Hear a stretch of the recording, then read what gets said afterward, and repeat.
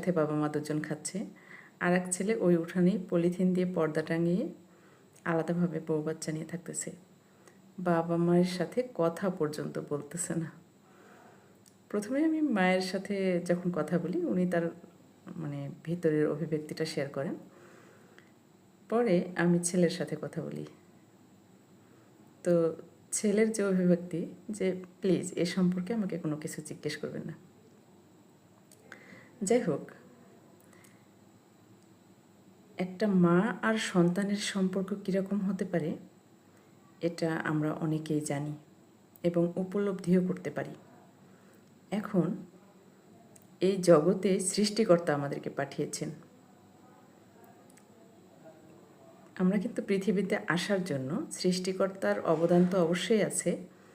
এছাড়া মায়ের যত্ন, মায়ের ভালোবাসা, এবং মা হচ্ছে একটা মাধ্যম যার মাধ্যমে সন্তান পৃথিবীতে আসেন।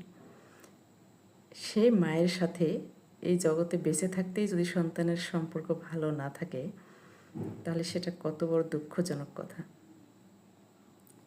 এমনকি কথা পর্যন্ত বন্ধ হয়ে যায়। তো যাই হোক, বিষয়টা এরকম, আসলে আমরা সম্পদের পিছনে দৌড়াই, কিন্তু সম্পর্কগুলো যত্ন করার জন্য সম্পর্কগুলো আসলে সৃষ্টিকর্তাই দিয়ে থাকেন। আর সেই সম্পর্কের যত্ন না নিলে, সেই সম্পর্ক নষ্ট করার চেষ্টা করলে কিংবা টিকিয়ে রাখার চেষ্টা না করলে সেই হিসাবটাও কিন্তু একদিন পৃথিবীতে অবশ্যই ইসলাম শ্রেষ্ঠ ধর্ম এবং সেটা সর্বজন স্বীকৃত। ইসলাম তো কখনোই এটা বরদাস্ত করে না যে বাবা মার সাথে সন্তানের সম্পর্ক খারাপ হবে। কারণ ইসলাম এটা বলে থাকে যে নিজের আত্মীয় স্বজনের পাশাপাশি পাড়া প্রতিবেশীরও খোঁজখবর নেওয়া দায়িত্ব কর্তব্যের মধ্যে পড়ে।